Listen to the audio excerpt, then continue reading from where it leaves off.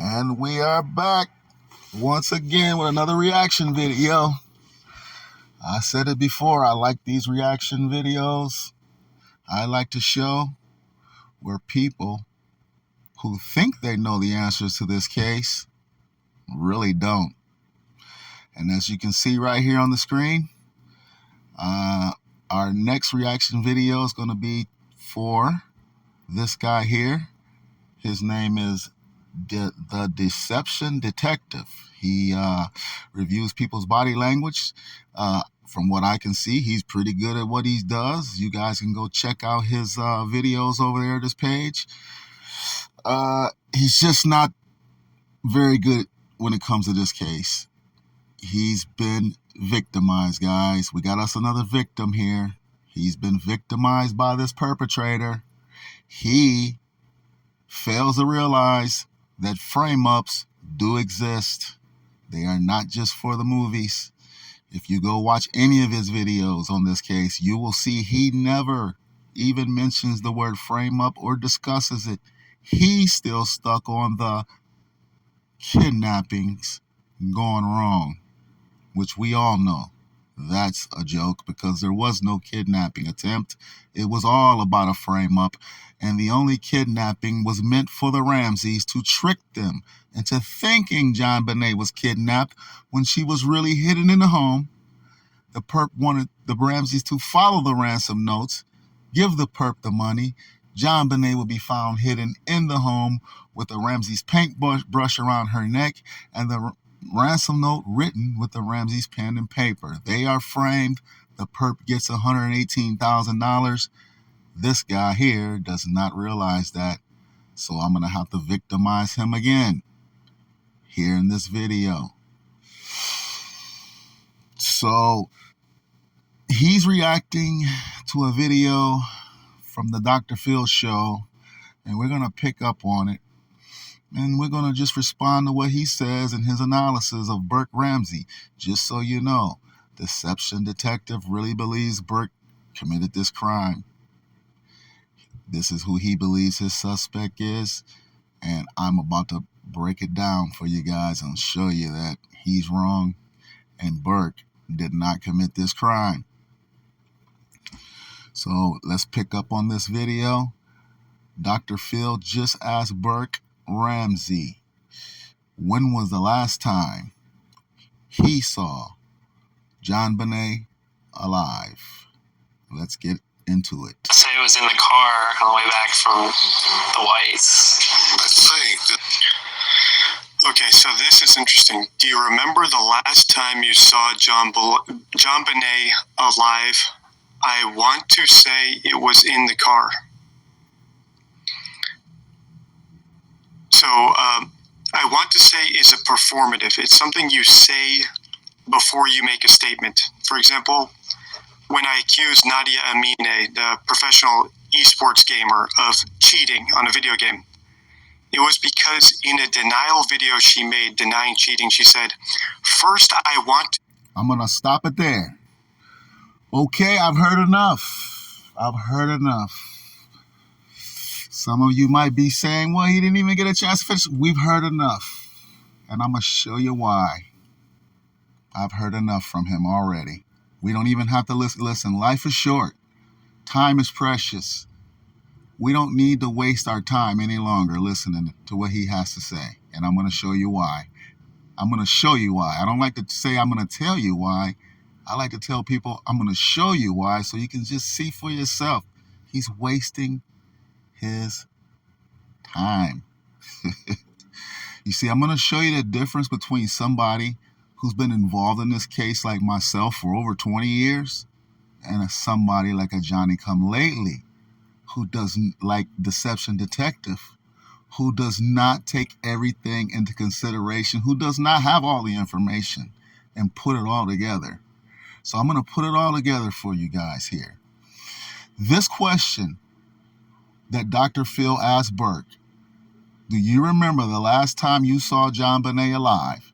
You just heard Burke Ramsey as an adult tell Dr. Phil, I believe it was in the car. And now we have Deception Detective. he's about to try to analyze this statement and show how Burke is guilty. Well, this is why we should not even listen to anything else he has to say. Because Deception Detective does not realize this, or maybe he does, but I'm going to tell you this, guys. This is not the first time Burke was asked this question. When was the last time you saw JonBenet alive? He was also asked that question as a child. Okay? After the crime occurred. He was interviewed not once, but twice by child professionals. The videos are all on YouTube. I'm sure you've seen Burke as a child sitting there getting questioned by one grown man, okay? And then there's another video, he's getting questioned by a grown woman, okay?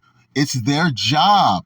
They are professional child experts whose job is to catch Burke Ramsey in lies. It's their job. He's a child, okay? Not only that, he's a child getting questioned with no lawyers, no parents, no representatives. The videos are there for you to see. I'm sure you've all seen them.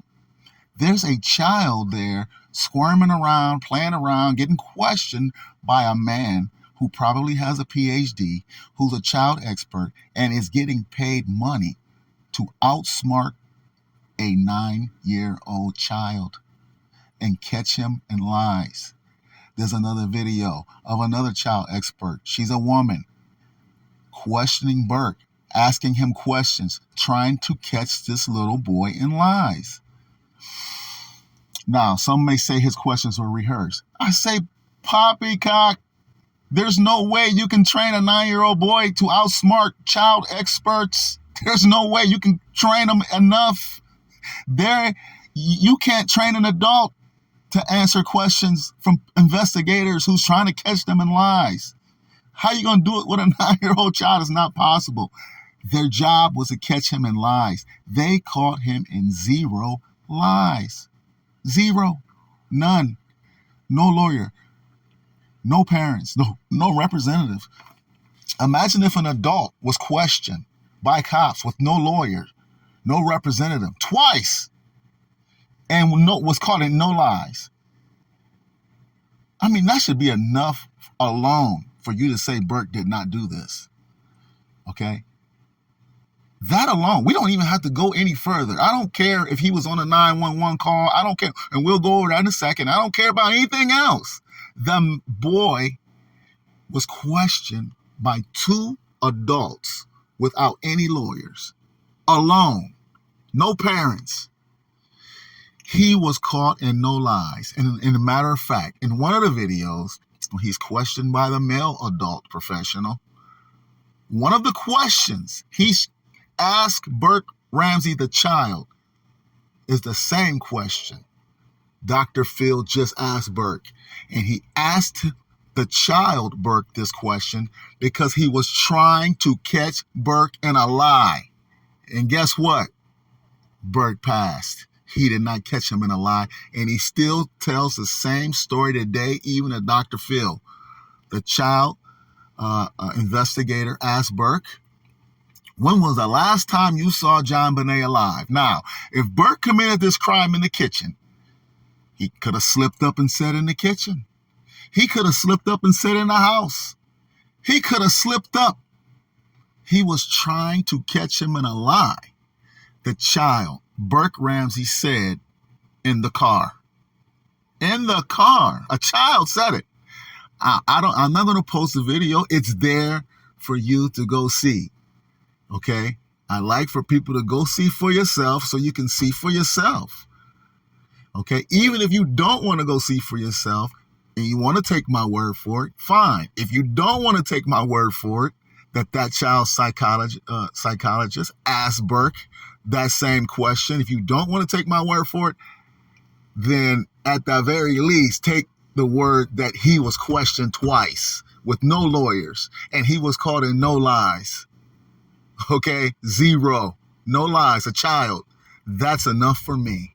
He's innocent. You had your chance. You had your shot to question this kid twice. Caught him in zero lies, and now we have the session detective coming along, and he's going to tell us Burke is guilty? Are you kidding me? I don't care what deception detective has to say. He don't even acknowledge a possible frame-up in this case. He has been tricked. He's been fooled. If you don't acknowledge a frame-up, this means you can be tricked by a frame-up to believe one of the Ramseys did it, deception detective. And until you acknowledge this possible frame-up in this case, okay, Ramsey pen, Ramsey paper, Ramsey paintbrush just left hanging from her neck and not thrown out after the deed is done, you're not going to ask yourself, what's up with that? Who does that? Why is all the evidence just left out? Nothing's covered up. Nothing's thrown away. Everything's just left out to point towards the Ramseys, and you want to come along all these years later and tell us that a child who was questioned twice without lawyers is guilty because you read his body language? I mean, first of all, Burke is not the normal child, as we can all see. Something's going on, but he's also not the Joker, okay? Some child mastermind who can just commit this brutal crime and just smile all the time like the Joker, you know, a permanent smile on his face, and outsmart two investigators as a 9-year-old little boy because he's this brilliant mastermind criminal. Come on, guys. We're living in fiction land here, deception detective. This is fiction land. You need to give this little boy credit for being interrogated twice by child professionals and passed with flying colors. That counts for something. Let's talk about the 911 call that Burke was. I'll admit it. Sounds like Burke is on it to me. Sounds like somebody was lying to me. I could be wrong. I thought I heard a child's voice. But let's just say I am right. Let's just say the people who say Burke is on that 911 call, let's just say we are all correct. We hear child. Okay, Patsy lied. Or John lied. Okay? Burke was not in bed. He's on a 911 call. He's in the kitchen. Deception detective will take that to believe, well, he had to know something. Listen, that doesn't mean anything. He could have came down after the 911 call. I mean, after the ransom note was found and all the screaming was going on and before the 911, he could have ran down at that point. We don't know. But this is what I will say, okay? Let's just say Patsy lied. He's on the 911 call. Okay, let me ask you this question. If Burke Ramsey was innocent of this crime, would the mother, Patsy Ramsey, protect him? Yes. Okay, let's say. If Burke Ramsey was guilty of this crime, would the mother, Patsy Ramsey, protect him? The answer is yes. So, it doesn't matter if Burke's on that phone call. It doesn't matter if Patsy lied. Because either way, whether Burke's guilty or Burke is innocent, Patsy is going to protect her child. Okay? So if the cops are asking Patsy any questions about Burke Ramsey and his possible involvement in this crime, she's going to protect her child. She's going to say, no, he had nothing to do with it. He was still in the bed. Leave him out of this. Innocent people acting guilty to protect their children. So it's not as big a deal to me as it is to many of you, whether Burke is on that phone call or not. To me, it could just be Patsy saying, look, keep him out of this. He was in the bed. He knows nothing about it. And in fact, he was right there. Not a nothing burger as far as I'm concerned. Yeah, it could show she's a liar, but innocent people lie. We need more than that. Okay, she's going to protect him no matter what happens. Okay, what about the pineapple that Burke is accused of committing this crime for? Okay, the pineapple, the mysterious pineapple that the Ramseys say is not theirs. The mysterious pineapple, that there's no pineapple rind. There's no pineapple can, deception detective. Answer that. What happened to a deception detective? Where's the pineapple rind? Where's the pineapple can? Where's the pineapple Tupperware? What kept that pineapple fresh, deception detective? And do not speculate. Tell us for fact. Don't speculate. You don't know the answer to that because the cops have never told you. The Ramseys deny it's their pineapple. We don't even have pineapple rind, pineapple can. We don't even know what kept that pineapple fresh, but it's in JonBenet's stomach. Somebody framed the Ramseys, it appears, and walked out with it because now this is JonBenet's last meal. Of course the Ramseys did it, right? But what kept that pineapple fresh? The same pineapple the Ramseys say is not theirs. They don't have store video of Ramsey's buying pineapple. They don't have store receipts. They don't have store employees saying they sold them that pineapple. They don't have pineapple rind. They don't have a pineapple can. They don't have nothing proving that it's their pineapple. But you want to say it's all over pineapple. You need to go backwards first. First prove it's their pineapple first, okay? Deception detective. So, I mean, there you have it. Burke Ramsey did not commit this crime. That child did not commit this crime. Those 2 interviews with those child investigators alone with no lawyers, that's all we need. I mean, you can't ask for anything else than a child to be interrogated not once, but twice without a lawyer, without a representative. I mean, now you're going to say he's guilty?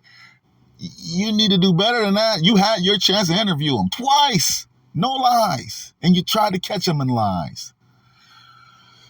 So, deception detective, you need to go back to the drawing board, okay? Stop what you're doing. Consider a frame-up in this case. The Ramseys were framed. Before 911 is called, everything is done to make the Ramseys look guilty. Before 911 is called, Ramsey pen, Ramsey paper, Ramsey paintbrush, which is not necessary because a child can be taken out by hand or with just a rope, but they're going to add the Ramsey paintbrush after already adding their pen and paper. Who does this? What type of cover-up is this? This is not a cover-up. This is a frame-up. And they wanted to hide the child in the home long enough for the Ramseys to follow the notes. The money is secondary, though. The frame-up is primary. If the money's not completed and the perp does not get the money, it's okay. The Ramseys are still framed. John Ramsey, the perp gets his revenge on John Ramsey. Their lives are destroyed. The perp can sit there and watch everything that's going on. So, get back to the drawing board, deception detective. I wish you luck.